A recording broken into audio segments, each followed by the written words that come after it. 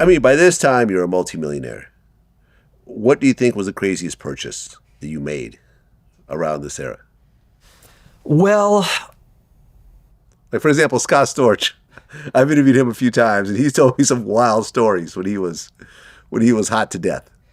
Well, to me, that was a cautionary tale. Right. He was also heavy on cocaine and so forth. Yeah, let's not forget that part. All right.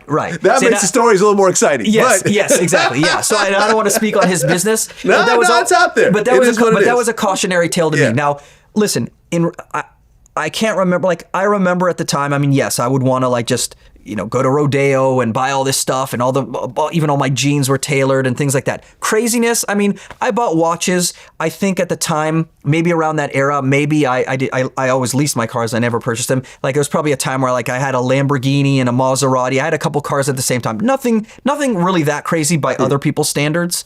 But I'll tell you, it's a funny thing. Like, even then, we were talking about how I spoke about being derailed and getting caught up in the wrong things.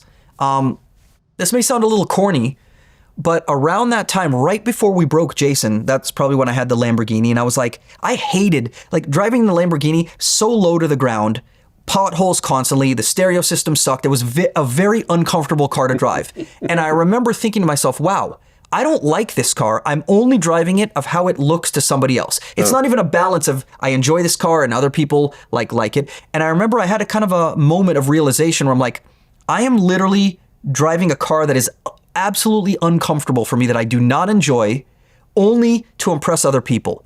And when I realized that, I literally, I probably had only leased it for a few months. I felt I have to get rid of this car. Even though I'm going to take a loss, I literally got rid of the car.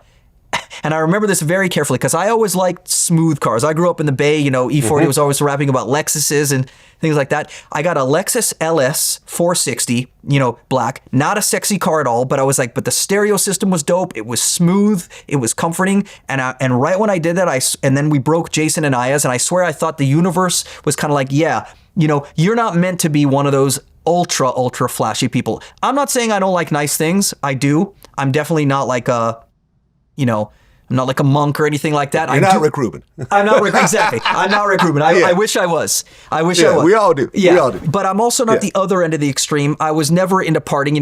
I've been sober the entire time that I had my career on track. I was never going to any of these crazy parties or anything like that. It gave me anxiety. I didn't even really No Diddy parties? No Diddy parties. Yeah, I was never saw any of that. I mean, we were around him. We saw him. I never saw anything crazy. We actually, we went to his house one time, like Zach and them, like when MGK was signed and Cassie was there. It was like, whoa, this guy is living on a different level. So I only have those stories to tell.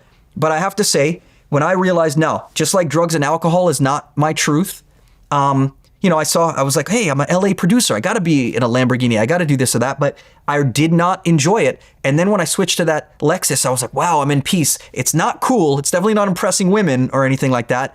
But I kind of felt like I was living in my truth, kind of like, this is what's right for me. Mm-hmm. And so, yeah. So, I mean, that's a long way of answering your question, but probably, Lamborghini type stuff like that, but nothing really that crazy or. Well, then in 2011, you did Nicki Minaj Fly featuring, once again, Rihanna. Yes. Now, originally Rihanna wasn't on the hook. Correct. You just did it for Nicki, and you guys were trying to figure out who's going to do the hook. Because, I mean, Nicki sings herself. Nicki sings herself, yeah. And I was a huge fan. Like even before Nicki came out with her first album, I was the one who said we got her on the remix of Jason Derulo's second single, "In My Head." Oh, right, which was originally called "In My Bed," but they made us change it. I said we got to get Nicki on the remix, and she came in. She flew in with Debbie, Waka Flocka's mom, and Safari. Crazy, it was a crazy story about that. What's the crazy story? Well, I sent her. So she was on the road, she was getting hot. She was signed to Lil Wayne. She hadn't come out with her album.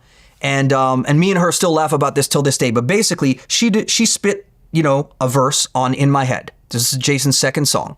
And she killed it. It was amazing. And we got the files back or whatever. And I'm like, and so she was coming into LA. And I was going to play it for her in the studio. So, Nicki was one of those people where even before she blew up, I was like, that is a superstar. I was just blown away by her. And I did all these drops to the beat. I added like this symphonic breakdown section. I did all these weird drops, all these cool things that I'm like, I can't wait for her to hear this. Like to show her like just how ham I went on the beat after the fact, after she did her vocals. So she comes into the studio with her manager at the time, SB. I play it for her, and just we play it loud and just thinking like she's gonna be like, whoa, you killed it. And then it's dead silence in the room. And I'm like, so what do you think? She looks at me like square in the face, and this is the first time meeting her, and I'm like a little bit like nervous. She's like, that was the fucking worst thing I have ever heard in my life. Like deadpan. I'm thinking to myself, and for some reason I was so confident in what I did, I just was like, I was waiting for her to be like, nah, I'm playing. That was fucking fire. But it's just silence in the room, awkward silence. And Zach is there too, and I'm like a deer in headlights, and I'm like, well, what did you not like? She's like, everything. Don't ever change the beat around like when I record something to the 2-track, you don't change the beat. And I'm like, whoa. So at first I'm like, okay, so I went from being like really scared to, I kind of have an extreme personality to where I'm like, okay, Zach is sitting there. I'm like, Zach, say something. and I'm like, well, Nikki, like, listen, this is not for your album though. This is for my artist. This is for Jason Derulo. Yeah. And she and Debbie are like, don't ever talk to the queen like that. No, you don't like, I don't like, no. When I put my vocals on something, you don't change it. Huh. And like Debbie, her manager was saying the same thing. And I'm like, Zach, like this was probably had Blackberries, not even iPhones. I'm like, Zach, say something, motherfucker. Like, I'm just sitting here like, and so finally Zach kind of, cleans up the situation a little bit, and he's like, well, did you hate everything? She's like, well, I like when he did that, and I know, like, long story short, like, I went back and I reversed a couple things, but really in the end, I think she kind of like warmed up to it. Like, she had probably, like a lot of artists have demo-itis, which I've been guilty of myself, but it was like, I remember driving home from the studio that night. It was like one of those traumatic experiences where you meet, I'm not going to say I met my idol, because like, that's Dr. Dre or people like that. She was a peer of mine, but I was a real big fan of hers. And I was like shell shocked. I'd never forgotten that. And then when we went back and I did other songs for her, These Girls Fall Like Dominoes and Fly, when I went in the studio, we always like laugh about that story. I always tell her, do you know that you almost made me cry? Like that was. Well, how'd you guys get Rihanna on Fly? That is 100% on Nikki. So I had made the beat on Fly, and I could play you a little like piano thing. So I had it, and I had this artist that was signed to us at the time that didn't break. His name was Will Jordan. He wrote the hook to it. I believe it was Will who wrote the hook. And I brought it to the studio. She was like, hey, JR, come by, play me some beats. I brought her some beats. She picked a couple. And when she heard that one, she's like, that's the one. Give me that right now. And I gave it to her, the beat.